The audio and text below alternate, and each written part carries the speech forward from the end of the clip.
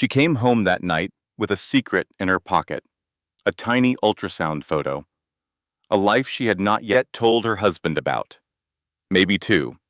She thought she was about to give Luca Romano, the most feared mafia boss in Chicago, the one thing his money could never buy, a family. But when Grace opened their bedroom door, she found him in bed with her own sister. No screaming, no begging, no second chance. She took off her wedding ring, left it behind, and vanished before sunrise. 5 years later, Luca finds her in a quiet town in Maine, raising twins with his eyes, his blood, and no knowledge of who their father is. But this is not just a story about betrayal. This is a story about self-respect, motherhood, truth, and the price a powerful man must pay when he learns that love cannot be controlled. Welcome to a channel built around mafia boss stories where some men are born to rule, but only a few learn what true power really costs. This channel does not glorify crime. It tells stories about mindset, courage, loyalty, discipline, and the hidden lessons behind real power. And tonight's lesson is simple. A woman who walks away with dignity is not weak. She is rebuilding herself. If this story pulls you in, like, comment, share it with someone who loves emotional mafia drama, and subscribe for more stories where power meets truth. Grace Romano came home in the rain. It was nearly midnight in Chicago, and the city looked blurred through the windshield, all silver streets, red brake lights, and black water sliding down the glass. She had driven herself from the clinic because she wanted a few quiet minutes before telling Luca the news. A driver would have asked questions. A guard would have called ahead, and tonight, for once, Grace did not want the whole Romano household to know something before her husband did. In the pocket of her coat was the first ultrasound photo. She had touched it at every red light on the way home, as if the paper might vanish if she stopped reminding herself it was real. The doctor had smiled and said it was early. Too early to say everything with certainty, but there was a strong chance Grace was carrying twins. Twins. The word still felt too large for her body, too large for the quiet car, too large for the life she had been living beside a man who owned half the shadows in Chicago. She imagined telling Luca. He would probably go still first. Luca always went still when something mattered. Other people mistook that silence for coldness. But Grace had learned to read the small things. The way his jaw tightened, the way his eyes moved once to her face, then away. As if emotion was something dangerous that needed to be approached carefully. Maybe he would not smile right away. Maybe he would stand there, trying to understand that there was a life inside her. Maybe two, and then, maybe, his hand would move to her stomach. The thought made her smile. For one foolish, beautiful second, Grace let herself believe a child could pull Luca further into the light. The gates opened before she reached them. That was normal. What was not normal was the way the guard avoided looking at her. Peter was young, not much older than 25, with a nervous habit of rubbing his thumb against his wedding band whenever he lied. Tonight, his hand stayed near his side, but his eyes dropped as her car passed. Grace noticed, in Luca's world, silence was never empty. Silence had weight. Silence meant someone had been told not to speak. She parked near the front steps and stepped out into the rain. The mansion rose above her, all pale stone and dark windows, too beautiful to ever feel like a home. Grace had tried to soften it over the years. Fresh flowers in the hall, warm lamps instead of cold chandeliers, family photographs in rooms where men used to whisper about money and blood. But some houses remembered what they were built for. Tonight, the house felt like it was holding its breath.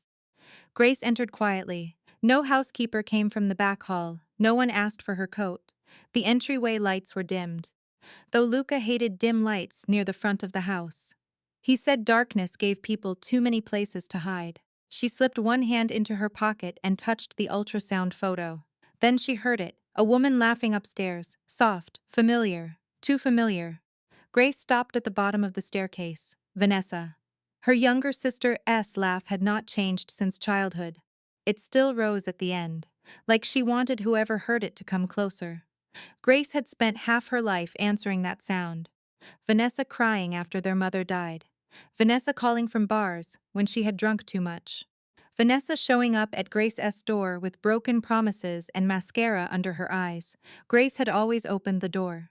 That was what older sisters did, or at least what Grace had believed older sisters were supposed to do. She climbed the stairs slowly. Halfway down the hallway, she saw a strip of warm light under the bedroom door. Her bedroom door. Grace's hand closed around the knob. For 1 second, she prayed for a different life. She prayed that Vanessa was crying in the sitting room, and Luca had let her rest.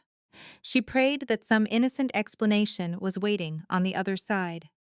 She prayed that the world was not cruel enough to put every person she loved inside the same betrayal. Then she opened the door. Luca was on the bed. His white shirt was open at the collar. His dark hair was damp with sweat. His face was pale, and his eyes looked heavy, unfocused. Almost like a man trying to wake from a drugged sleep. But Grace did not understand that yet. She only saw her husband in their bed. And beside him was Vanessa. Grace's sister sat against the pillows in Grace's cream silk robe. The robe Luca had bought for Grace and Florence on their honeymoon. Vanessa's blonde hair spilled over one shoulder. Her lips were parted. But she did not look shocked. She did not scramble away. She did not cover herself with shame. She looked at Grace and smiled with trembling satisfaction. "He chose me," Vanessa whispered. Luca turned his head. Grace. Her name sounded wrong in his mouth. Broken, late. Grace looked at him, then at Vanessa. Then at the bed where she had once believed she was safe. Some pain is too large for screaming. It does not come out of the throat. It goes straight into the bones and turns the body cold. Grace had always imagined betrayal would be loud. She thought she would shout, throw something, demand answers. But standing there with an ultrasound photo in her coat pocket and her sister in her robe, Grace discovered there was a kind of hurt so deep it made a person quiet. Luca tried to stand. His body failed him. He grabbed the bedpost. Breathing hard, "Grace, listen to me." She looked at him one last time. This was the man she had loved. The man she had defended when friends called him dangerous. The man she had believed had one clean place in his life, and that place was her. "No," she said softly. "Not tonight." Then she turned and walked away. Downstairs, the house seemed longer than before. Every hallway stretched, every shadow watched. In the front hall, their wedding portrait still hung above the console table. Grace stared at the woman in the photograph. That woman was laughing, her head tilted toward Luca, her eyes full of trust. She looked painfully young, painfully certain. Grace removed her wedding ring. She did not throw it. She did not smash the frame. She placed the ring neatly on the table, beneath the photograph, like returning something that no longer belonged to her. Then she moved. Passport from the locked drawer. Emergency cash from the old leather pouch in her closet. Car keys to the second vehicle Luca never used. A thick coat, no jewelry, no suitcase. Nothing that would slow her down or make her look like a woman leaving with permission. Her father had once told her, "A woman can love a man with her whole heart, but she should never live without a way out." Grace had laughed when he said it. Tonight, she understood. At the front door, Peter stepped into her path, rain blowing in behind him. Mrs. Romano Grace looked at him. "Don't call him." His face tightened. He knew what Luca would do if he realized Grace had left. But Peter also remembered the night Grace had sat in a hospital hallway with his little brother after a shooting, holding the boy's hand until the doctors came out. Grace's voice stayed calm. For once. "Let a woman leave this house without asking a man for permission." Peter swallowed. Then he stepped aside. Grace walked into the rain. By the time Luca made it downstairs, she was gone. Only the ring remained, shining under the hall light like a small, perfect accusation. Vanessa stood on the staircase, finally shaking. Luca turned toward her, his voice low and deadly. "What did you do?" Before she could answer, his phone buzzed on the table. A message from an unknown number appeared on the screen. "If you look for her tonight, she dies before sunrise." Luca went still. The room, the house, the city itself seemed to narrow around those words. It had been a trap, not just for him, not just for Grace, for the one thing in his life that made him human. And in that first moment, Luca made the mistake that would cost him 5 years. He chose silence. He chose strategy. He chose to search from the shadows instead of running into the rain himself. Across the city, Grace sat in the back of a bus leaving Chicago at 3:17 a.m. Her hair was wet, her hands were cold. The ultrasound photo in her pocket had been smudged by rain, but she could still see the tiny blur of life inside her. She placed one hand over her stomach. "You will never beg for love," she whispered. "Not while I am your mother." She did not know there were two heartbeats. She only knew she was no longer living as a betrayed wife. She was living as a mother who had to survive. 5 years later, nobody in Harrow Bay knew Grace Romano. They knew Grace Miller. They knew the nurse who opened the community clinic before sunrise when Mrs. Keller's arthritis flared. The woman who stayed late when fishermen came in with split knuckles and quiet shame. The mother who walked her twins to preschool every morning with one child holding each hand. They knew she paid her bills on time, shoveled her own walkway, and never talked much about where she came from. In a town like Harrow Bay, Maine, that was enough. People noticed everything. But the decent ones knew the difference between curiosity and kindness. Grace had chosen the town because it was small, cold, and far from Chicago. The kind of place where the ocean sounded louder than gossip. Her house sat 10 minutes from the water. A weathered blue cottage with white trim, old windows, and a front step that leaned slightly to the left no matter how many times she tried to fix it. It was not beautiful in the way Lucas' mansion had been beautiful. It did not impress anyone, it did not frighten anyone. It simply held, and after everything, holding was enough. Inside, the house was always warm but never perfectly tidy. There were rain boots near the door, crayons under the kitchen table, mismatched mugs in the cabinet, and children's drawings covering the refrigerator. There were exactly 3 chairs at the table, one for Grace, one for Noah, one for Lily. Noah and Lily Miller were 5 years old. Born 7 minutes apart on a snowy morning when Grace had squeezed a nurse's hand so hard she apologized for it afterward. She had given birth without Luca, without her sister, without anyone who knew the woman she used to be. When the doctor placed Noah on her chest, Grace cried so hard she could not speak. When Lily came 7 minutes later, smaller and furious, screaming like she had arrived already offended by the world, Grace laughed through the tears. 2 babies, 2 heartbeats. 2 reasons not to disappear completely. Noah was quiet. He watched doors. He noticed when strangers came too close. He liked puzzles, lined up his crayons, from darkest to lightest, and asked questions only after he had already studied the answer himself. When he was scared, he did not cry. He went still. That part hurt Grace the most, because she recognized it. Luca had gone still that way when something mattered. Lily was the opposite. Lily filled silence as if it had personally insulted her. She asked why the moon followed the car, why old people smelled like peppermint, why the ocean never got tired, and why some people had daddies in their houses while she and Noah did not. She had Grace's stubborn chin, Grace's quick laugh, and Luca's fearless stare when she wanted the truth. Grace never told them their father was dead. That would have been easier. In some ways. Cleaner. Children understood death before they understood betrayal. But Grace had promised herself that her pain would not become their first lesson about love. She would not raise them on a lie just because the truth was heavy. One night, when Noah was 4, he had asked from the back seat, "Is our dad dead?" Grace had kept both hands on the wheel. The road ahead was wet, the headlights cutting through fog. "No, sweetheart," she had said, "he's not dead." Lily had leaned forward in her booster seat. "Then where is he?" Grace had swallowed against the ache in her throat. "Far away. Did he leave us?" Noah asked. Grace pulled into their driveway and turned off the engine. She sat there in the dark for a moment, listening to the rain tap against the roof. "Grown-up stories are complicated," she finally said. "But you were never left by me, not for 1 minute." That answer became the line she held. Not perfect, not complete, but honest enough for their age, and loving enough for their hearts.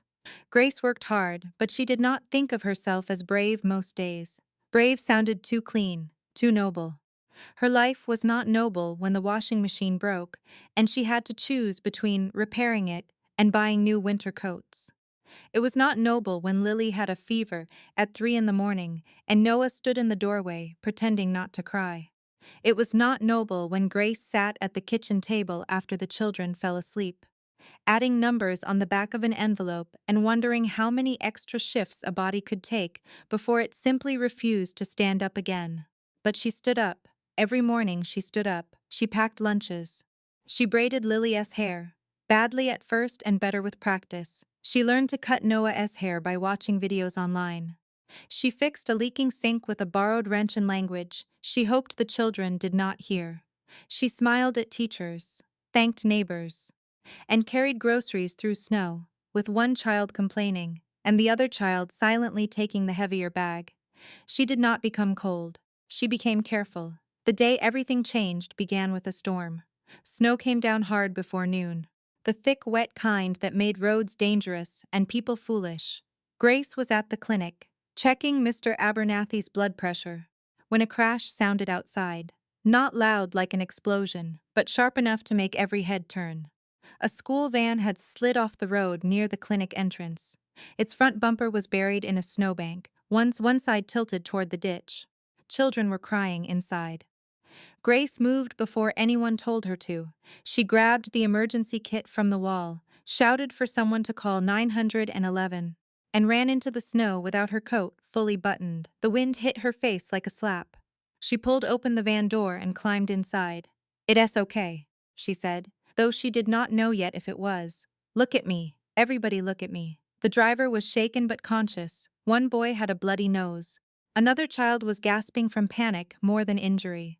Grace checked them one by one, her voice steady, her hands warm despite the cold. She had learned long ago that fear listened better to calm than to urgency. By the time the local reporter arrived, Grace had 3 children wrapped in blankets inside the clinic, and 2 more sitting near the heater with hot chocolate. Noah and Lily's preschool was nearby, and their teacher had brought them over when the roads closed. Lily stood beside Grace with a blanket twice her size dragging behind her.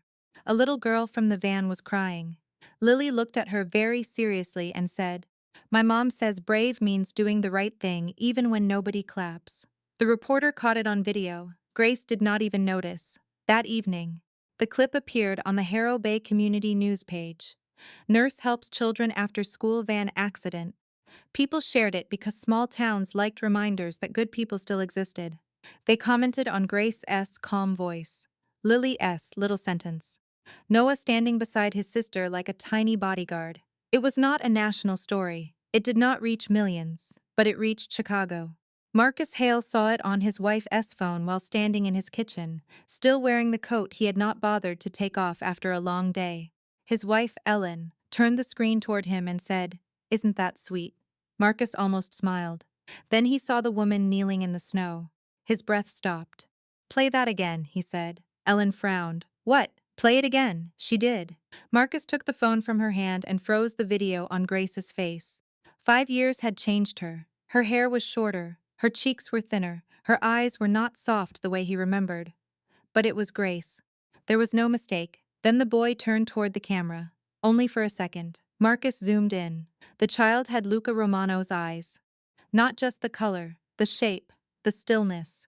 The way he looked at the world as if he was already deciding whether it could be trusted. Marcus felt the room tilt. He watched the girl run into frame and grab the boy's sleeve. Same dark hair, same age, same face. Divided between 2 children and 2 ghosts, 5 years old. Grace had vanished 5 years ago. Marcus did not finish dinner. He drove straight to Lucas' office. The meeting was already underway when he entered. Men sat around the long black table, discussing shipments, money, and a problem with the Moretti family that had been growing teeth for months. Luca sat at the head of the table, silent and controlled, his expression unreadable. He looked up when Marcus came in. "You better have a reason." Marcus did not answer. He walked to Luca and placed the phone on the table. The video played. At first, Luca's face did not change. Then Grace appeared. Something in the room shifted. No one spoke. No one moved. Luca leaned forward slightly, as if the screen had pulled the air out of him. Marcus watched his boss see the woman he had lost kneeling in the snow. Alive and real and impossibly far away. Then Noah turned toward the camera. Luca paused the video, rewound it, paused again. His fingers rested on the edge of the phone. They did not tremble. But Marcus had known Luca long enough to understand that stillness could be more dangerous than rage. How old are they? Luca asked. Marcus kept his voice low. 5. Luca did not respond. The men at the table understood slowly, then all at once. No one dared speak the thought forming in every mind. Grace had left 5 years ago. There were 2 children. And one of them looked like Luca had looked in old family photographs. Luca stood. The chair behind him moved softly against the floor. For a long moment, he only stared at the frozen image of Grace and the twins. The woman he had failed to find, the children he had never known to look for. Then he said, "Find her address." Marcus nodded. "I'll put men on it." No, Lucas' voice cut through the room. "No one approaches her. No one goes near the children. Quietly, Marcus." Marcus understood the warning inside the calm. "And when we find her," Luca looked again at Grace's face on the screen. For the first time in 5 years, the most powerful man in Chicago looked less like a boss than a man who had just realized the size of what he had lost. "When we find her," Luca said, "I go alone." Luca Romano arrived in Harrow Bay, Maine, in a rented gray sedan with no driver, no convoy, and no visible gun. For most men, that would have meant nothing. For Luca, it was almost naked. In Chicago, he never entered a room without the room knowing. Doors opened before he touched them. Men lowered their voices when he passed. People who hated him still moved carefully around his name. But in Harrow Bay, nobody turned when he parked near the small town square. Nobody knew his face, nobody feared his silence. A woman in a red coat walked by carrying groceries and only glanced at him because he was blocking the curb. It should have made him feel safer. It did not. The town was nothing like Chicago. It smelled of salt, wet wood, and snow. Fishing boats rocked in the harbor. Storefront windows displayed handmade candles, second-hand books, and children's winter coats. The streets were narrow, the houses old, and everything seemed to move with a kind of patience Luca had never trusted. Cities had speed. Speed made sense. Speed allowed a man to act before pain found a place to settle. Harrow Bay had no speed. It forced him to feel every second. Marcus had found Grace's address the night before. Grace Miller, community nurse. 2 children enrolled at Harrow Bay Preschool. Noah Miller and Lily Miller, age 5. No father listed on any public record. No marriage record. No emergency contact beyond a neighbor named Helen Brooks and the clinic director. Luca had read the file 6 times on the plane, each time. The blank space beside the word father felt less like missing information and more like a sentence passed on him in his absence. He did not go to Grace's house first. That would have been too much. Too sudden, too like the old Luca, who believed arrival was the same as permission. Instead, he parked half a block from the preschool just before dismissal and stood across the street beneath the bare branches of a maple tree. He told himself he only needed to see them, just once. Then the school doors opened, and the children came out in bright coats and uneven hats, spilling onto the sidewalk in a rush of noise and small bodies. Parents bent down to zip jackets. Teachers called names. A little boy dropped his backpack and cried, as if his whole life had collapsed with it. Then Luca saw Grace. For a moment, everything else disappeared.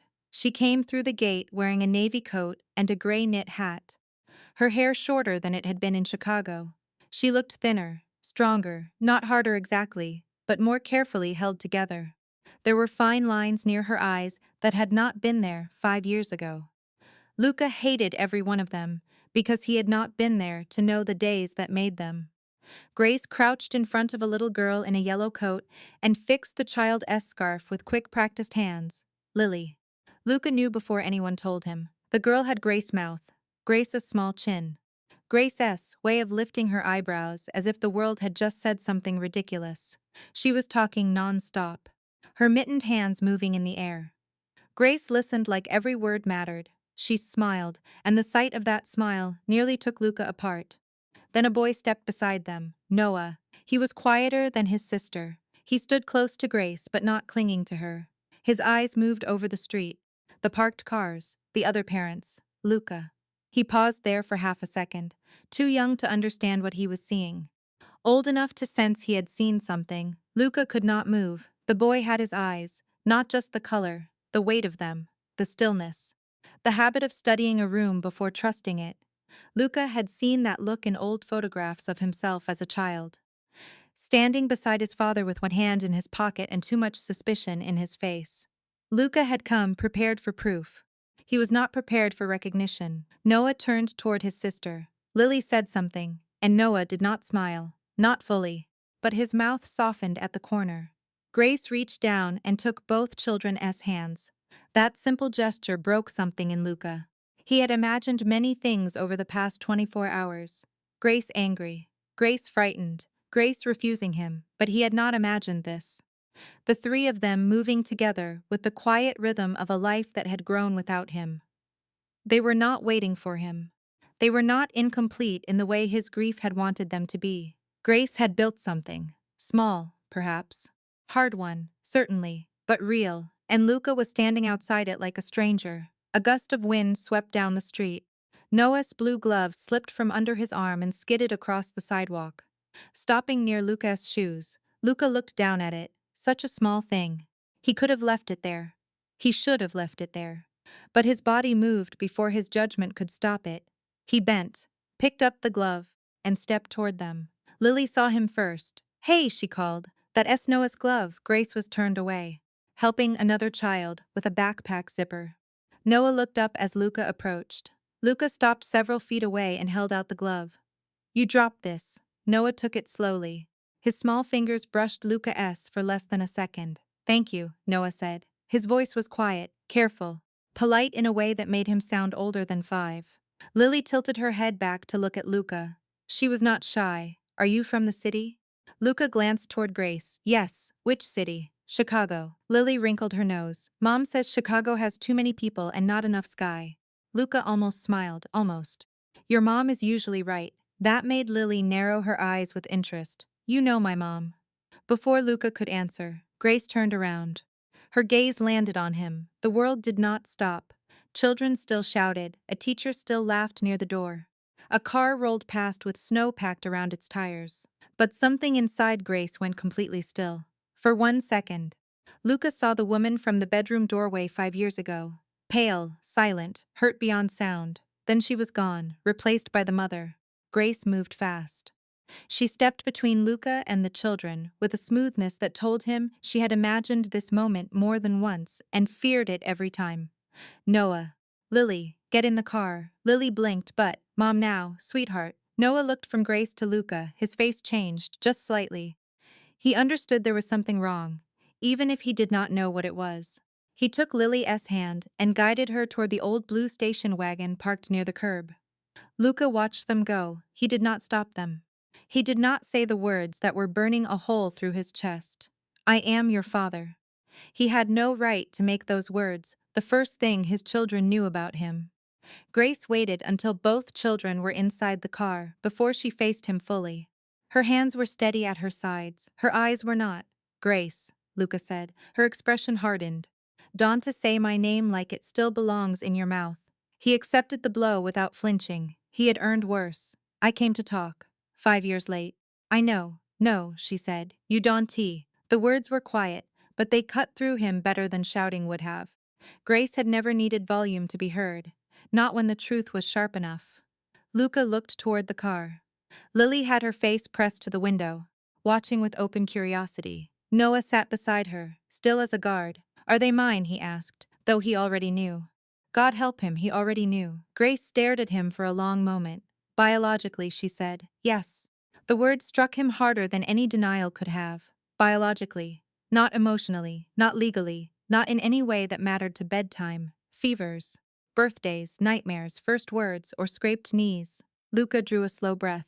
"Why didn't you tell me?" Grace's face changed then. Not anger, something deeper, older. "I came home to tell you," she said.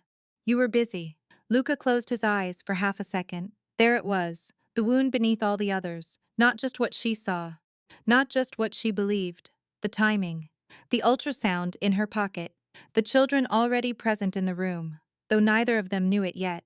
"That night was not what you think," he said. Grace gave a small laugh that contained no humor. "No, it was exactly what I saw. It was a setup." "Of course it was." Her voice stayed flat. "Men like you always have better words for what they did." "I didn't touch her willingly." "Stop." "He did." Grace stepped closer. lowering her voice so the children would not hear. You do not get to come here, stand outside my children's school, and reopen my life because you found a video. You do not get to look at them like they are something stolen from you. They are not stolen, Luca. They are raised, fed, loved, protected by me. I know. You know nothing, this time. Luca had no answer, because she was right. He did not know Noah's favorite story. He did not know whether Lily slept with a nightlight. He did not know who had held Grace's hand when the twins were born. He did not know if anyone had. Grace turned toward the car, then stopped. If you follow us, I call the police.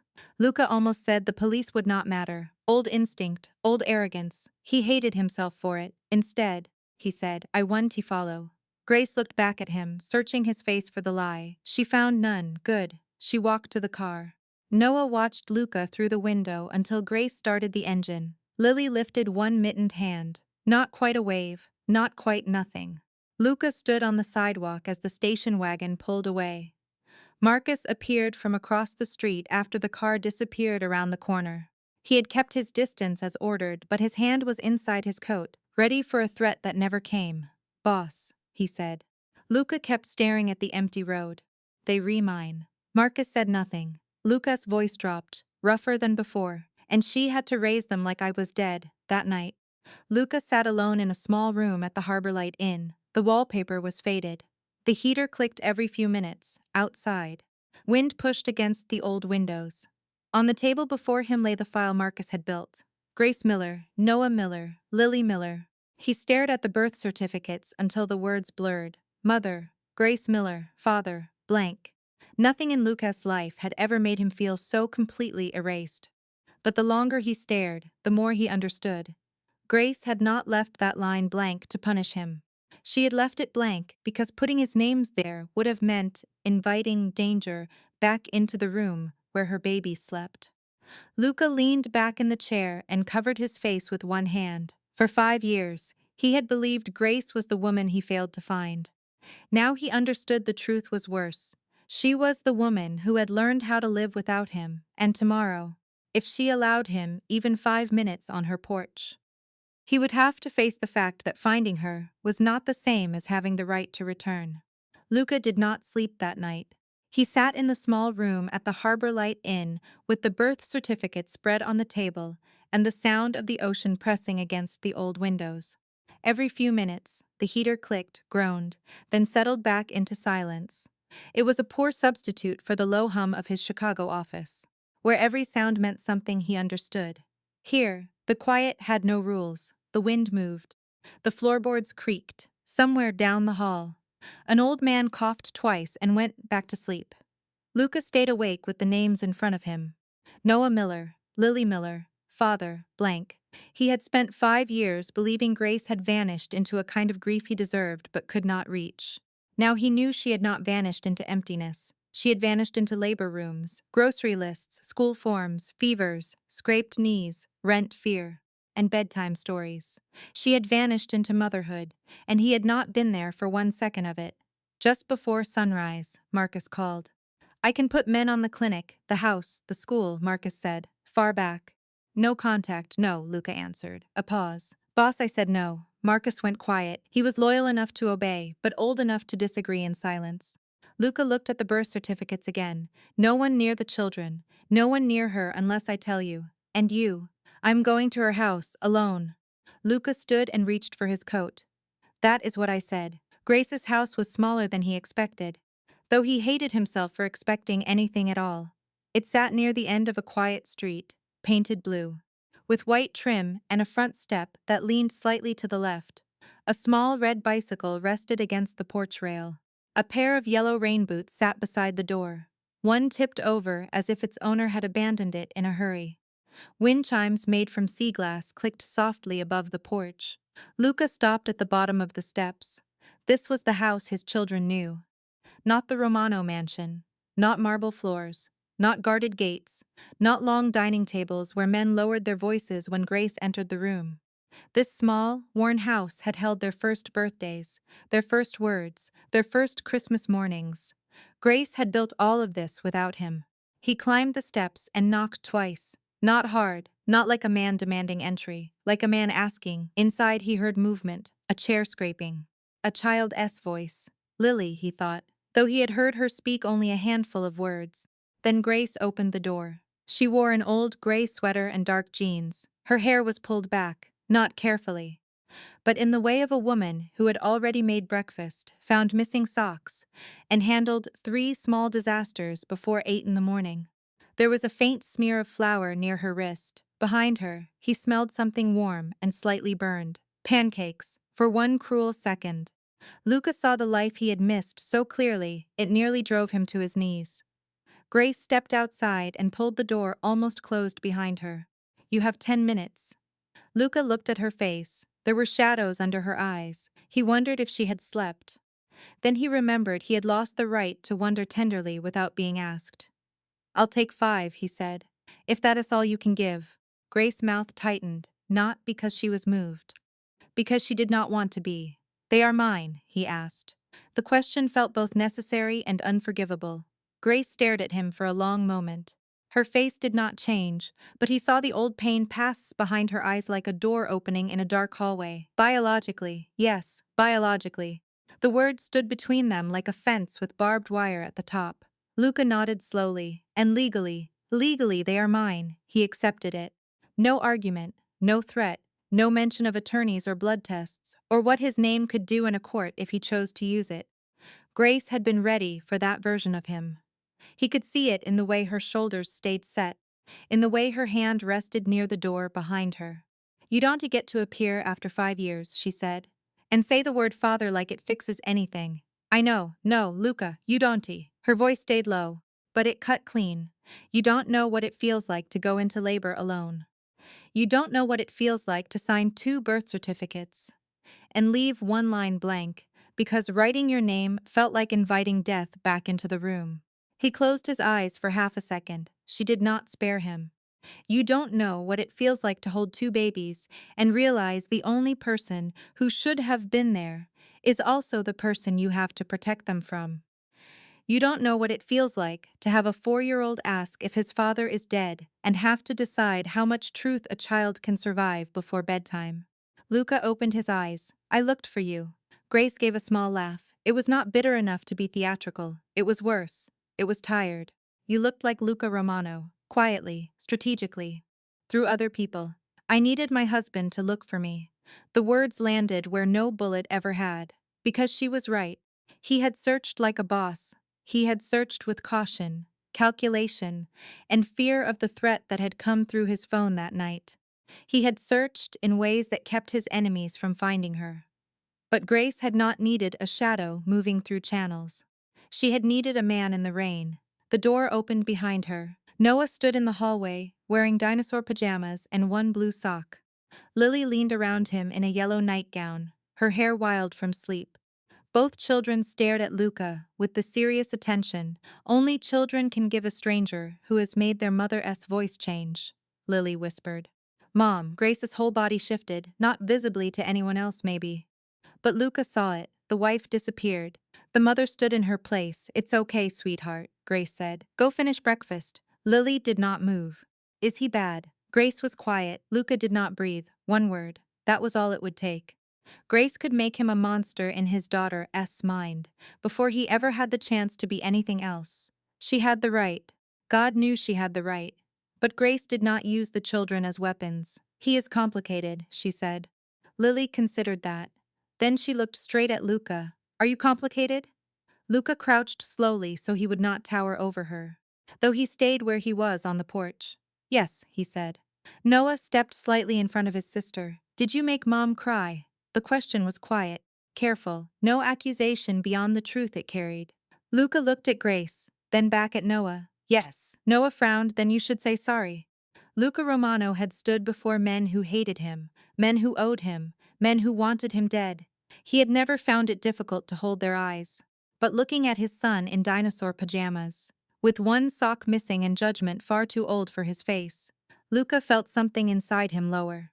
"I am sorry," he said. Noah did not blink. To her. Luca rose slowly. He turned to Grace. "I am sorry, Grace." She did not accept it. She did not soften.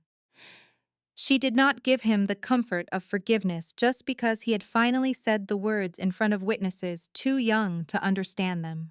But she did not close the door either. That was the first mercy. Grace sent the children back inside after promising Lily she would not be long. When the door clicked shut behind them, she faced Luca again. If you want to see them, there are rules. Tell me. 1 hour at a time. Public places. I will be there. Yes. No visible guards. Yes. Expensive gifts. You are not buying your way into their hearts. I understand. No showing up at their school. No following us. No digging through our life like we read a file on your desk. He swallowed. Yes. And you do not tell them you are their father until I decide they are ready. That one hurt. He did not hide it quickly enough. Grace saw. Her voice lowered. You missed 5 years, Luca. You don't get to take the first truth just because you found us. He nodded. You rewrite. She looked surprised by that, only for a moment. But he saw it. I missed 5 years, he said. I didn't get to negotiate the first hour. Grace watched him, searching for the old Luca beneath the words. The man who agreed only until he found another way. The man who called control protection. The man who kept doors locked and told himself the people inside were safe. Maybe she found him. Maybe she found something else. I'll text you a time, she said. Then she stepped back toward the door, before she could close it. Lily slipped through the opening and ran onto the porch holding a sheet of paper. Lily, Grace said. Tired and gentle, I forgot. Lily insisted. She handed the paper to Luca. It was a drawing, Grace, Noah, and Lily stood in front of a blue house with a crooked porch. Beside the house was a fence. Outside the fence stood a tall man in a dark coat. Lily pointed to the figure. That's you. Luca stared at the drawing. I put you outside, she explained. Because Mommy hasn't said you can come in yet. The wind moved softly through the sea glass chimes. Luca held the paper with both. No map in his life had ever been clearer. That is fair, he said. Lily smiled, satisfied, and ran back inside. Grace looked at Luca for one long second. Her eyes were not soft, not yet, but they were not empty either. Then she closed the door. Luca stood on the porch, with the drawing in his hands, until the cold worked through his coat. He had spent his life entering rooms because people feared what would happen if they kept him out. But this door was different. This door would open only when Grace chose. And for the first time in his life, Luca understood that the waiting was not punishment. It was the beginning of earning what he had once believed was his. Grace texted him at 7:42 the next morning. Luca had been awake since before dawn, sitting in the same chair by the window at the Harbor Light Inn. Lily's drawing placed carefully on the table in front of him. The paper was thin, the lines uneven, the colors too bright for the gray room. He had stared at it until the image became something more than a child's drawing. It became a verdict. Grace, Noah, and Lily inside the fence. Him outside it, not punished, not erased, just not invited. The message was simple. Harbor Park, 11 o'clock, 1 hour. No greeting, no softness, no room for interpretation. Luca read it 3 times before answering. I'll be there. Then he deleted the first draft, which had said thank you. Because gratitude felt too small and too large at the same time. He deleted the second draft, which had said I want to disappoint you. Because promises were easy, and Grace had already lived through enough easy promises. He sent only what he could control. At 10:45, he parked 2 blocks from Harbor Park and walked the rest of the way. He wore a dark wool coat, no visible weapon, no men behind him. Marcus had hated that part. Luca had seen it in the man's eyes before leaving the inn. You don't know who else might be watching, Marcus had said. I know, and you're still going alone. I am going as they allow me to come. Marcus had looked at him like he no longer recognized the man giving orders. Maybe he didn't. Luca barely recognized himself. Harbor Park sat near the water, with old benches, a small playground, and a line of bare trees bending under the winter wind. Grace was already there when Luca arrived. Of course she was. She stood near the swings, one hand tucked into her coat pocket, the other holding a paper cup of coffee. Noah stood close to her leg, hands in his pockets, watching Luca approach. Lily sat on the lowest step of the slide, kicking her boots lightly against the metal. Luca stopped several feet away. Good morning, he said. Lily looked at him with open curiosity. Noah said nothing. Grace gave a small nod. You early, so are you. I have children. Early is survival. For the first time in 5 years, something almost like humor passed between them. It did not stay long. It was too fragile for that. Luca held up the cardboard tray in his hand. Hot chocolate, one plain, one with extra marshmallows. I didn't know if they had allergies, so I asked the cafe for the ingredient list. Grace looked at the tray, then at him. He saw the surprise before she hid it. No peanut products, he added. No tree nuts. I checked. Lily slid down from the step. Which one has extra marshmallows? Grace lifted a hand before Luca could answer. What do we say first? Lily sighed with the deep exhaustion of a child burdened by manners. Thank you. Luca handed her the cup. You re-welcome. Noah did not move. Luca looked at him. Plain, if you want it. Noah glanced at Grace. She gave the smallest nod. He stepped forward and took the cup. Careful not to touch Luca's hand this time. Thank you. You re-welcome. That was how the first visit began. Not with tears, not with explanations. With hot chocolate in paper cups and a silence that had to be crossed 1 inch at a time. Lily crossed it first. She found a kite tangled around the fence near the grass. A faded blue thing shaped like a whale, left behind by some other child in better weather. She brought it to Luca like a challenge. Can you fix this? Luca took the kite, studying the knots. I can try. Mom says try means you don't know yet. Your mom is right. That earned him a look from Grace, not soft, not forgiving, but attentive. He sat on a bench and began working the string loose. Lily climbed beside him, talking as if they had known each other longer than 10 minutes. She told him the whale kite was probably sad, because whales belonged in water, not trees. She told him Noah was better at puzzles, but she was better at people problems. She told him her teacher said she talked too much. But that was only because some people did not listen fast enough. Luca listened to every word.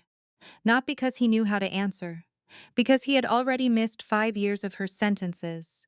Noah stayed near Grace at first. He drank his hot chocolate slowly and watched Luca's hands. Watched how he held the kite. Watched whether he got angry when the string tightened again. Watched whether he looked at Lily when she spoke. Grace watched too. There had been a time when Luca hated being observed. He preferred to be the one measuring everyone else. But under Grace's eyes, he felt no anger. Only the strange, deserved discomfort of being judged by the person who had once trusted him most. After a while, Noah stepped closer. You redoing it wrong, he said. Luca paused. Am I? Noah nodded. He pointed to the tightest knot. You pulled that loop before this one. Now it's stuck. Luca studied the string. The boy was right. So what would you do? Noah seemed surprised to be asked. He set his cup on the bench, climbed up beside Lily, and took the string. His fingers were small but precise. He worked in silence for a minute, then loosened the knot Luca had tightened. Luca watched him with a pain so quiet it almost felt like reverence. You good at that, he said. Noah shrugged. Mom says knots get worse when people panic. Grace looked away toward the water. Luca heard what was not said. Grace had taught her son more than how to untangle string. She had taught him how to survive. The hour passed too quickly. Lily asked if Luca knew how to skip stones. Noah asked if Chicago had real snow or dirty city snow. Luca answered carefully, never taking more than he was offered.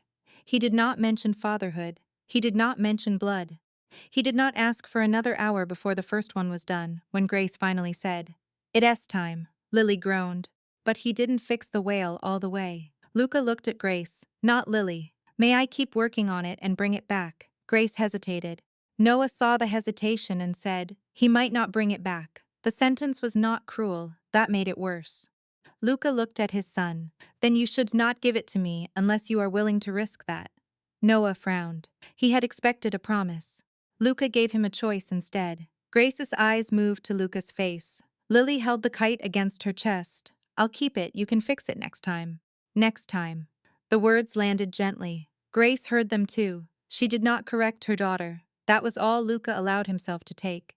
Over the next week, Grace permitted 3 more visits, always public. Always 1 hour, always with her watching. Luca came early each time. He brought nothing expensive, no toys in glossy boxes, no clothes from boutiques. Once he brought library books about whales, because Lily had mentioned them.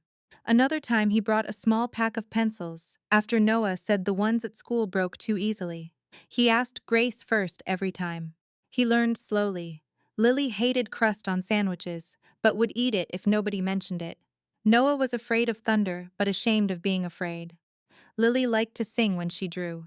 Noah pressed his lips together when he wanted to ask something, but did not yet trust the answer. Grace carried a small bottle of children's fever reducer in her bag, along with bandages, wipes, and 2 granola bars. She stood where she could see both exits. Always. That last detail hurt him more than he expected. Luca had built a life where exits mattered to her. On Friday evening, after a visit at the library, Grace took the children back to the clinic with her to pick up a forgotten folder. Luca had agreed to leave first, but he saw the man before Grace did, across the street, near the closed bait shop. A stranger stood beneath the awning, brown coat, gray cap, hands empty, too still for a local, too interested in the clinic windows. Luca did not move toward him. He did not want to alarm the children, but his body changed. Grace noticed. "What?" she asked. Luca kept his voice low. "The man across the street. Do you know him?" Grace turned her head only slightly, a small movement, smart, controlled. "No. Take the children inside." Her face tightened. "Is he yours?" "No." That answer frightened her more than yes would have. She guided Noah and Lily inside the clinic. Luca waited until the door closed, then crossed the street. The man was gone before he reached the awning, but not before Luca saw the cigarette crushed near the curb. A brand sold in Chicago. Not here. His phone buzzed. "Marcus, boss." Marcus said, voice grim, "We may have a problem." Luca looked toward the clinic window. Grace stood inside with the children behind her. She was watching him. What kind of problem? A pause. Dante Moretti just received photographs. Luca's hand tightened around the phone. Of what? Marcus did not want to answer. Luca heard it in the silence. Of Grace, Marcus said. And the children. Inside the clinic. Lily pressed a sticker onto Noah's sleeve. Noah peeled it off without looking away from his mother. Grace held Luca's gaze through the glass, already knowing the shape of bad news before he spoke it. In Chicago, Dante Moretti sat in a private room above one of his restaurants, turning the photographs over one by one. Grace walking beside Noah. Lily laughing in the park. Luca standing a few feet away, watching all three of them as if the world had narrowed to that small patch of Maine. Dante smiled. 5 years, he said softly. Romano had heirs for 5 years and didn't know. Across the room, Vanessa Whitaker stood in the shadows, her face pale enough to make the red of her lipstick look violent. Dante held up the photo of Lily. "Your sister survived you once," he said. "Let's see if she can survive losing what she built after you." Vanessa's hands began to shake. For the first time in 5 years, she understood that the night in Grace's bedroom had never truly ended. It had only been waiting for the children. Grace saw Vanessa in the clinic parking lot at the end of her shift. At first, she thought grief had found a new way to punish her. The woman stood beside the last row of cars, half hidden under the weak yellow light of a street lamp, her blonde hair tucked into the collar of a cheap wool coat. She looked thinner than Grace remembered. Older, though only 5 years had passed. Her beauty was still there, but it had changed shape. It no longer looked careless. It looked used up. Grace stopped with her hand on her car keys. Vanessa lifted her face. For a second, neither sister moved. The last time Grace had seen her, Vanessa's had been sitting in Grace's bed, wearing Grace's robe, whispering that Luca had chosen her. That image had lived inside Grace for 5 years. It had followed her into labor, into court offices, into grocery stores, into the quiet hours after Noah and Lily fell asleep, when Grace's mind had nowhere else to run. Now Vanessa stood 10 feet away from her in Maine, trembling like the cold had finally reached the part of her where guilt lived. Grace's voice came out flat. "You should have stayed gone." Vanessa swallowed. "I know. No, I didn't think you do. I came to warn you." Grace gave a short laugh. It held no humor. "That worked so well last time." Vanessa flinched, but she did not leave. "Dante knows about the twins." The words struck so hard Grace felt them in her knees. She looked past Vanessa, scanning the street, the closed pharmacy, the diner across the road, the black windows of the bait shop. Harrow Bay suddenly felt too small, too exposed. "How?" Grace asked. Vanessa's eyes filled. "Because men like Dante never stop looking for weak spots. And because Luca standing near you was enough to tell him where to aim." Grace stepped closer. "You don't get to say his name like, this is something that happened to you." "I know." "Stop saying that." Vanessa's mouth shut. Grace's hand tightened around her keys until the metal bit into her palm. What do you want? To tell you the truth. The truth, Grace repeated softly. You wore my robe in my bedroom and smiled while my life burned down. You think the truth still belongs to you. Vanessa looked away. For a moment, Grace thought she would run. Vanessa had always been good at running. From bills, from consequences, from men she owed money to. From family dinners, where someone might ask how she was really doing. Grace had spent half her life chasing after her younger sister with forgiveness in one hand and a warning in the other. But this time, Vanessa stayed. Luca didn't sleep with me, she said. Grace went very still. The parking lot seemed to tilt under her feet. Vanessa rushed on, afraid silence would stop her. He was drugged. Dante arranged it. I owed money, a lot of money, more than I could pay back. He knew I hated being in your shadow. He knew I wanted to hurt you. He used that, but Luca didn't touch me, not willingly, maybe not at all. He could barely stand when you opened that door. Grace stared at her sister. 5 years ago, those words might have saved something. Now they only walked into a house already burned. Do you think that makes it better? Grace asked. Vanessa began to cry. No good, because it does tea. I was scared. So was I, Grace said. I just didn't sell you to survive. That sentence landed between them like a slap. Vanessa covered her mouth, and for the first time Grace saw it clearly. Her sister was not here because she had become brave. She was here because fear had finally turned around and bitten her too. A black SUV rolled slowly past the far end of the street. Grace noticed it. So did Vanessa. Vanessa's face drained of color. You need to leave town. No. Grace, I have 2 children asleep at Helene's house. I have patients who count on me. I have a life here. I am done running every time a man like Dante decides I am useful. He will use them.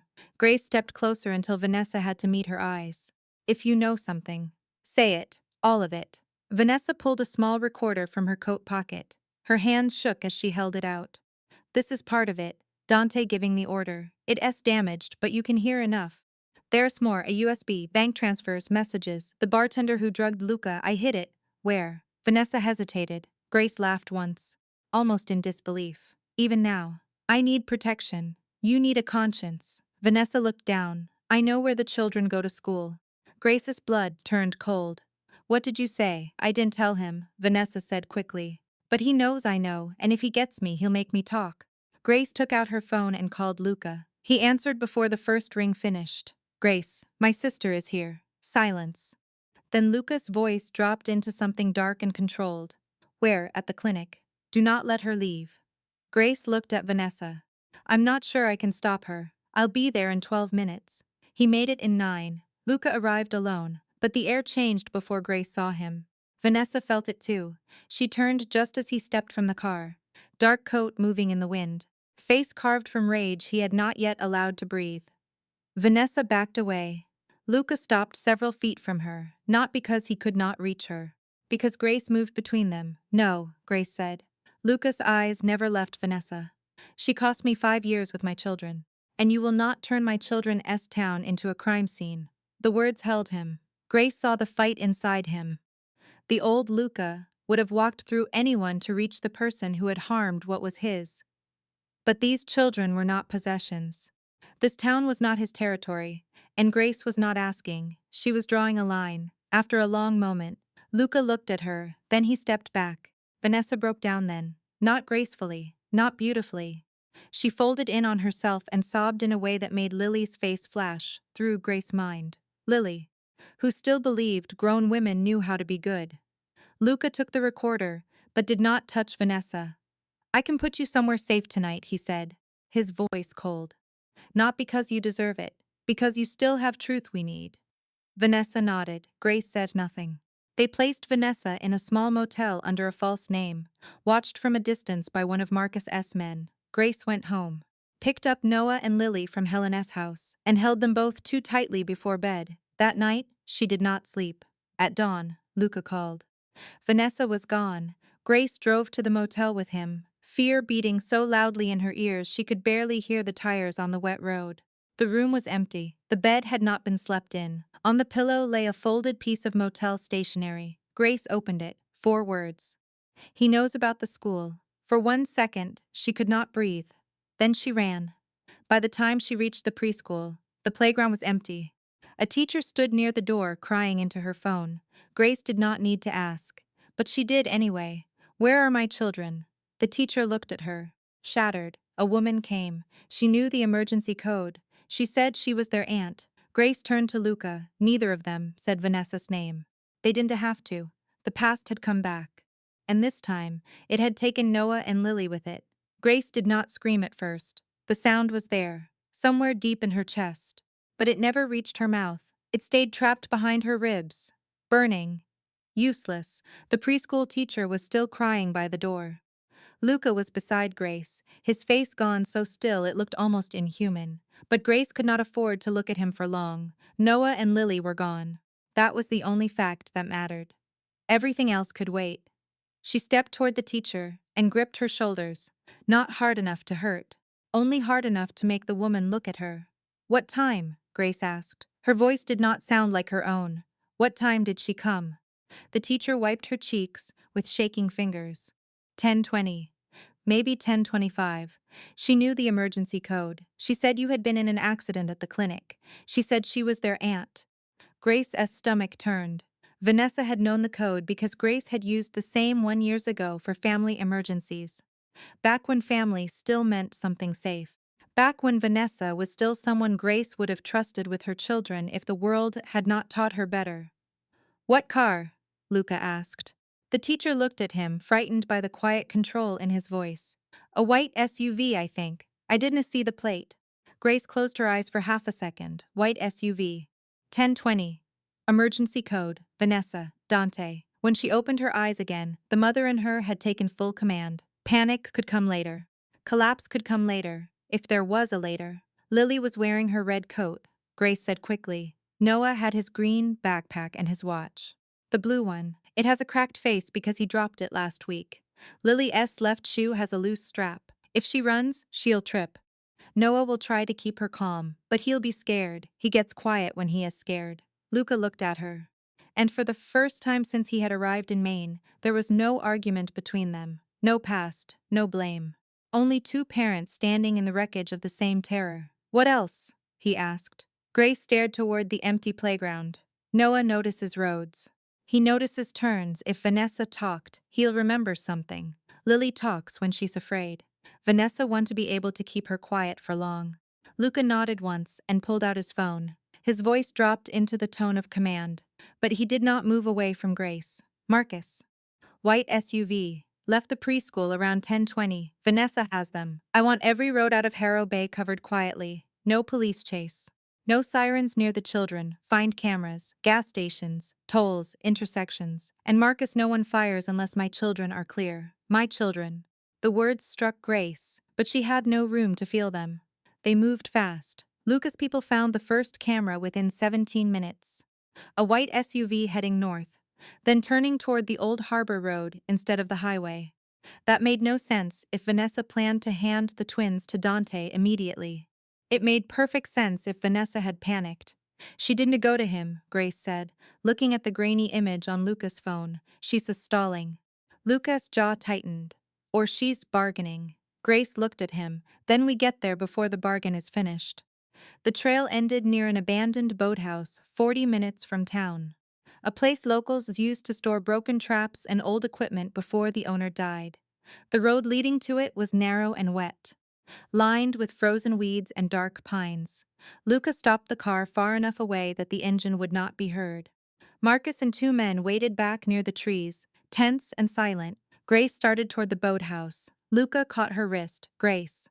She turned on him so sharply even Marcus looked away. "Do not tell me to stay back, I wasn't going to." Luca released her slowly. "I was going to say they need to hear your voice first." That stopped her. For a second. She saw the difference between the man who had hidden truth from her 5 years ago and the man standing in front of her now.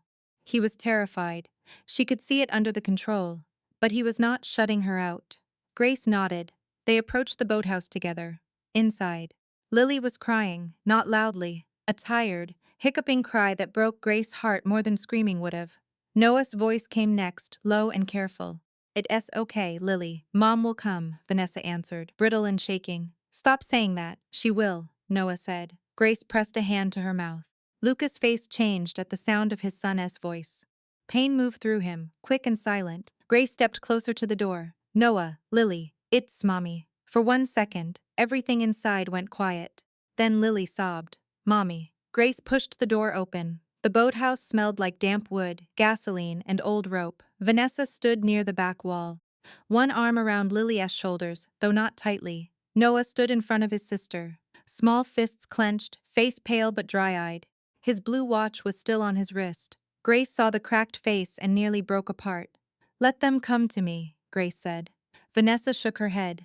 Her makeup was streaked, her hair wild. I didn't know what else to do. You give me my children, Grace said. That's what you do. Vanessa looked past her and saw Luca in the doorway. Fear twisted her face. He'll kill me. Grace's voice hardened. Not in front of them. Luca did not move. His hands were visible. His weapon stayed low, hidden behind his coat. Let them go, Vanessa. Lily pulled away first. Vanessa's hand slipped from her shoulder as if the child had burned her. Lily ran to Grace, stumbling once on the loose strap of her shoe. Grace caught her and held on. Noah came slower, still watching Vanessa, still protecting Lily even after she was safe. When he reached Grace, he leaned into her side, and only then did his small body begin to shake.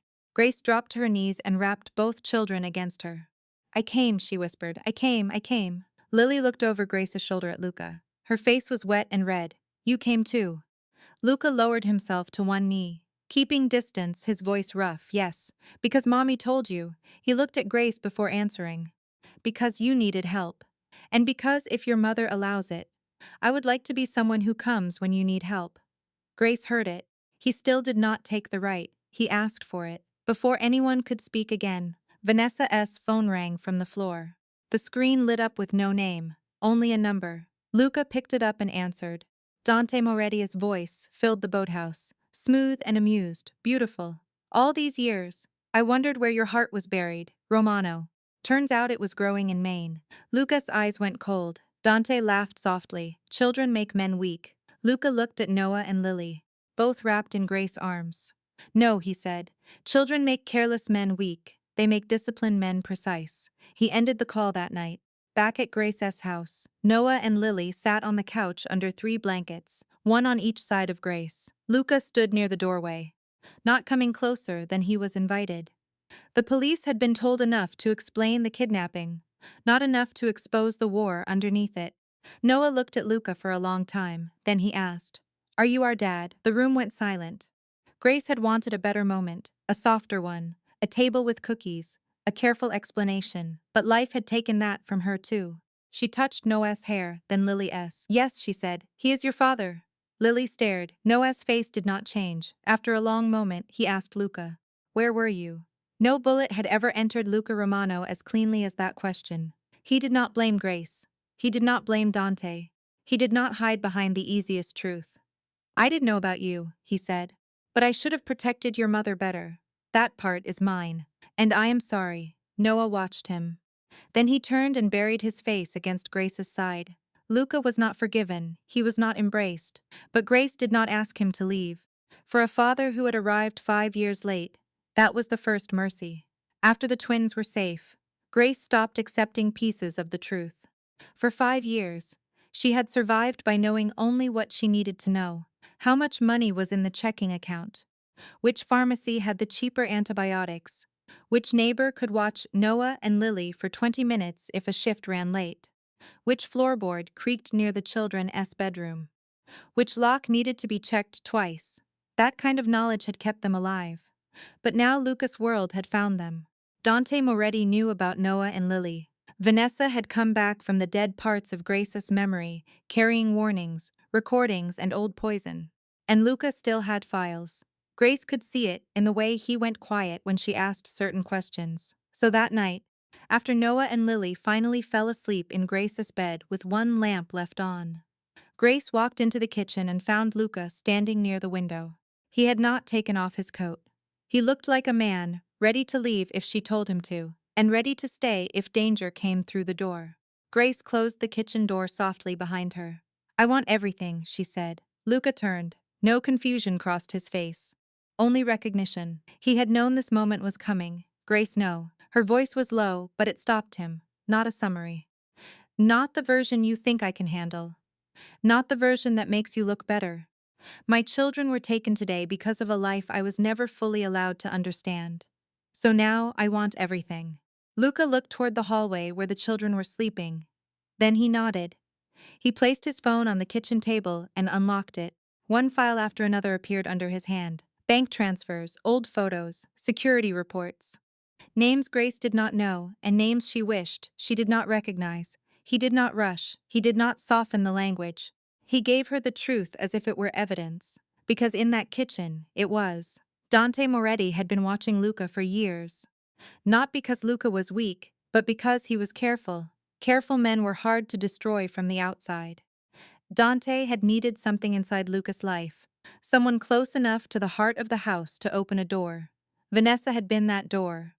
Grace listened without moving. Her younger sister had owed money to one of Dante's gambling rooms. More money than Vanessa could ever repay. At first, Dante had used fear. Then he had used flattery. He told Vanessa she had spent her life in Grace's shadow. He told her Luca had only married Grace because Grace was stable, respectable, safe. He made Vanessa feel seen, and then he turned that feeling into a weapon. The night Grace came home with the ultrasound picture, Vanessa had brought Luca a drink. Luca's jaw tightened when he reached that part. I thought it came from you, he said. She said you asked her to bring it upstairs. Grace stared at him. I didn't, I know that now. He looked down at the phone again. The drink had been drugged, not enough to kill him. Enough to slow his body, blur his thinking, make him weak at the exact wrong moment. The cameras in the hallway had gone dark for 7 minutes. Vanessa had entered the bedroom wearing Grace's robe. Dante's men had made sure Grace received no warning, no delay, no reason to arrive 5 minutes earlier or 5 minutes later. The trap had not needed a full night, it had needed one image, one open door, one wife seeing enough to break. Grace sat very still. There was a strange cruelty in learning that the worst night of her life had been staged. It should have brought relief. It did not. Relief belonged to people whose lives had paused during the lie and could resume when truth arrived. Grace's life had not paused. She had given birth alone. She had held 2 newborns against her chest with no husband beside her. She had signed papers with shaking hands. She had worked through fevers, bills, nightmares, and birthdays. Truth could explain the wound. It could not return the years, Luca said quietly. I never slept with her. Grace looked at him. For a moment, she saw the man from that night, pale, drugged, calling her name like a person falling through ice. I believe you, she said. Something broke across his face. Not relief exactly. Something close to pain wearing relief's clothes. But Grace was not finished. You didn't cheat with her, she said. But you still betrayed me. Luca did not speak. You let me live in a marriage where everyone knew more than I did. Your men knew we had enemies. Vanessa knew enough to be useful to Dante. Dante knew where to hurt you. Even the guards at the gate knew when to look away. Her voice shook once, then steadied. I was your wife, Luca, and I was the least informed person in my own life. He lowered his eyes. I thought if you knew less. You to be safer, no. Grace said. I was just alone. The sentence filled the kitchen. It was not dramatic. It did not need to be. It was the simple truth beneath everything. Luca sat across from her. Slowly, as if any sudden movement might break what little right he had to remain in the room. You rewrite, he said. Grace almost hated how much she needed to hear that. He continued. I called it protection because control sounded too ugly. But that's what it was.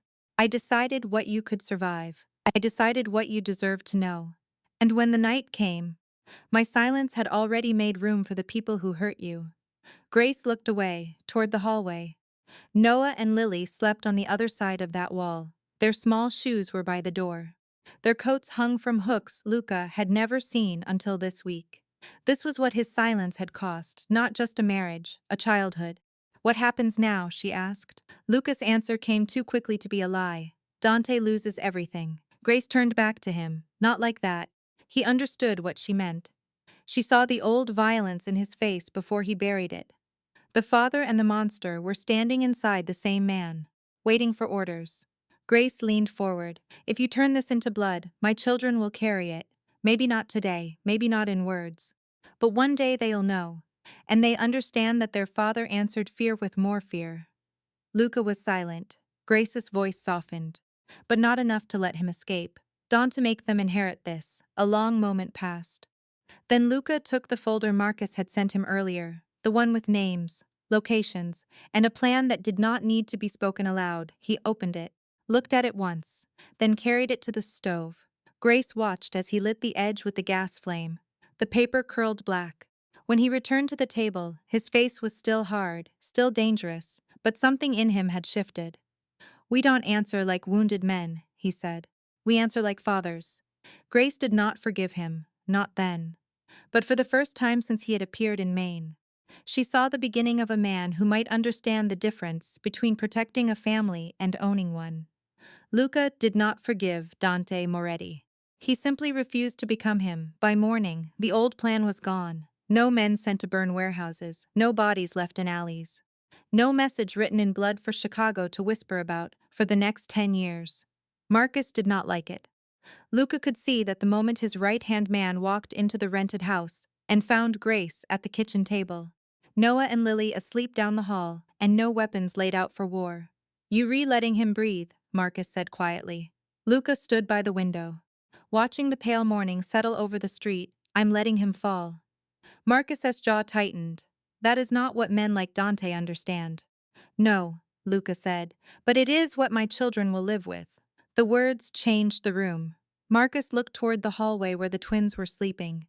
He had known Luca since before power had hardened him, before every decision became a calculation.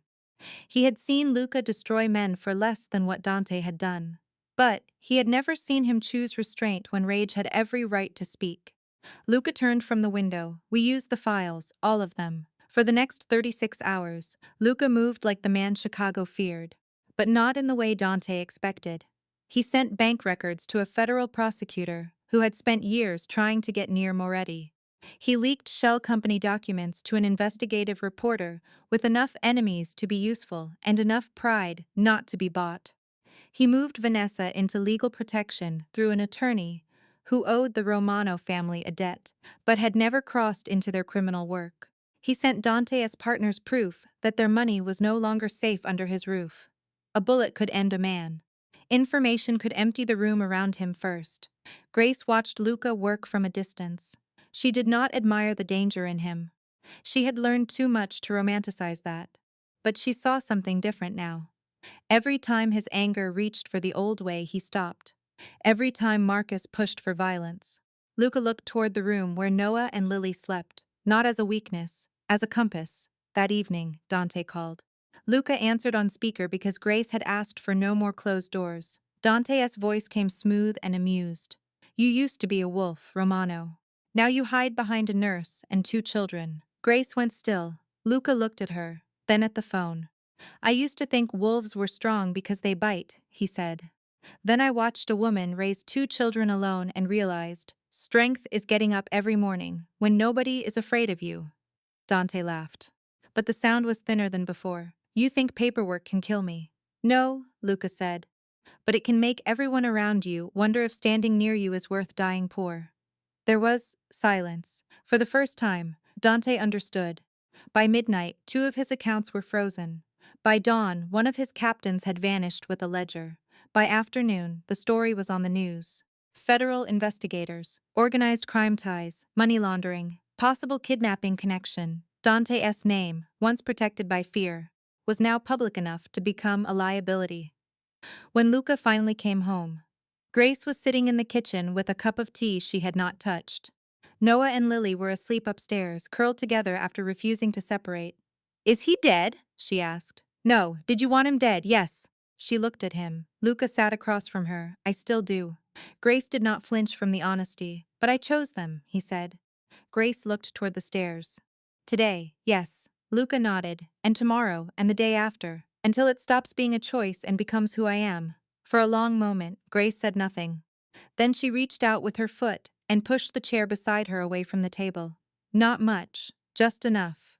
Luca looked at the empty chair. He understood what it was. Not forgiveness. Not love returned. Only space. And after 5 years outside the life she had built, space beside her felt like mercy. Dante Moretia's fall did not make everything normal. That was the first thing Grace understood when the danger quieted. No one kicked down her door. No strange cars waited outside the clinic. No unknown men stood near the preschool fence. The news in Chicago talked about federal charges, money laundering, organized crime, and political corruption. Dante's name became something reporters said with serious faces, but in Grace's house, the cereal still spilled. Lily still lost her left shoe, and Noah still woke twice in the night to check if the front door was locked. Safety did not arrive all at once. It came slowly, like morning light. Grace took Noah and Lily back to Maine after 3 days in the safe house. Luca did not stop her. He did not tell her Chicago was safer. He did not ask for custody. He did not send a lawyer. He stood beside her car while Noah buckled himself in, and Lily argued that her stuffed rabbit needed its own seatbelt. "When can I see them?" Luca asked. Grace looked at him over the roof of the car. A year ago, she would have heard that question as a demand. Now she heard the restraint inside it. "We'll make a schedule," she said. The word hurt him. She saw it, but he accepted it without flinching. All right, that was the beginning. Not romance, not reunion, not forgiveness tied with a ribbon. A schedule. Every other weekend at first. Then one dinner during the week when he could make it. Luca flew to Maine when he could, and drove when weather shut the airports down. Once, he arrived 12 hours late after a snowstorm, exhausted, unshaven, and carrying a bag of groceries because Lily had mentioned wanting blueberry pancakes. Grace opened the door and stared at him. That was reckless, Noah. Standing behind her, nodded. Very reckless. Luca looked at his son. You rewrite. Noah blinked, clearly pleased that an adult had admitted fault so quickly. Lily threw herself around Luca's legs before anyone could discuss reckless driving further. Luca learned fatherhood in small, humiliating pieces. He learned Lily hated the crust on toast, but would eat it if it was cut into stars. He learned Noah liked bedtime stories read exactly as written, with no skipped paragraphs, even if Luca believed the author had spent too much time describing trees. He learned that parent-teacher conferences required less interrogation than business meetings. He learned that if he answered a work call during dinner, both children noticed. The first time he did it, Lily went quiet and Noah pushed peas around his plate. Grace said nothing. Luca noticed anyway. He ended the call, placed the phone face down, and said, "That was rude. I'm sorry." Lily studied him. Are mafiasas allowed to say sorry? Grace nearly choked on her water. Luca answered seriously, "The good ones should be required to." That was how Grace began to believe him. Not because he said he had changed, but because he kept choosing differently when nobody was applauding. One evening, near the end of winter, Grace found him on the porch, fixing Noah's small bicycle. His expensive shirt was rolled to the elbows, his hands stained with grease. Lily sat beside him, explaining that the bike didn't feel confident. Luca listened as if she were briefing him on a matter of national security. Grace stood in the doorway and felt something inside her loosen. The memory of the bedroom did not disappear. It never would. But for the first time, it did not rush forward and steal the air from her lungs. It was still a scar. It was no longer an open wound. After the children fell asleep, Grace stepped onto the porch. Luca was wiping grease from his hands with an old towel. "I don't want the old life back," she said. Luca looked up. "Neither do I. I want to live in your world blind. You want to. I want to be protected by lies. I know. If you hide something because you think it will hurt me, you lose me." Luca stood slowly. He did not come too close. "I would rather lose power than lose the truth between us again." Grace looked at him for a long time. He was not asking to be forgiven. That mattered. He was not trying to pull her back into the past. That mattered more. "We start slow," she said. "As slow as you need. Not as slow as I need," Grace corrected. "As honest as we can." Before he could answer, the door opened behind them. Noah stood there holding his stuffed bear. "Are you staying for pancakes tomorrow?" Luca looked at Grace and waited. Grace let the silence breathe, not to punish him, but to make sure the choice belonged to her. Then she said, "He can stay for breakfast." The next morning, Grace woke to laughter in the kitchen. She came downstairs and found Luca at the stove, holding a pan with the grim concentration of a man negotiating a hostage release. Lily was cheering. Noah was giving instructions. The pancakes were slightly burned. Nobody cared. Luca looked up at Grace. No one said I love you. Not yet. Some mornings said it better. He was there. She was there. The children were there. And this time, no one disappeared. All elements within this narrative are fictional and crafted for storytelling purposes. The author bears no intention of referencing real people, cultures, or events in a literal sense. Readers are encouraged to engage with the work as a piece of creative expression rather than documented reality. The meaning of this story is not only about a mafia boss finding the woman he lost or discovering the children he never knew he had. At its heart, this is a story about truth, dignity, and the price of silence. Grace's greatest strength was not that she disappeared. It was that she refused to let betrayal destroy the kind of mother she became. She could have raised Noah and Lily with hatred. She could have taught them to fear their father before they ever knew his name. But she did not. She carried her pain privately and gave her children love instead of bitterness. That is real strength. Luca's lesson is different. He was a powerful man, feared by many, obeyed by many, but power could not give him back the 5 years he lost. He learned that protecting someone without telling them the truth is not love. It is control.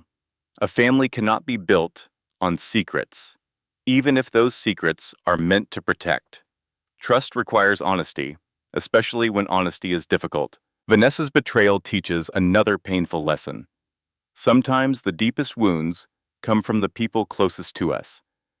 But guilt alone is not redemption. Redemption begins only when a person tells the truth, accepts the consequences, and stops asking to be forgiven before they have earned it. The moral of this story is simple but powerful. Love is not proven by grand promises, money, or control. Love is proven by daily choices, by showing up, by telling the truth, by respecting boundaries, by choosing wisdom over revenge. Grace teaches us self-respect. Luca teaches us accountability. Their children teach us that the next generation should not inherit the wounds of the last one. In the end, this story reminds us that real power is not the ability to make people stay. Real power is becoming someone they can safely choose to stay with.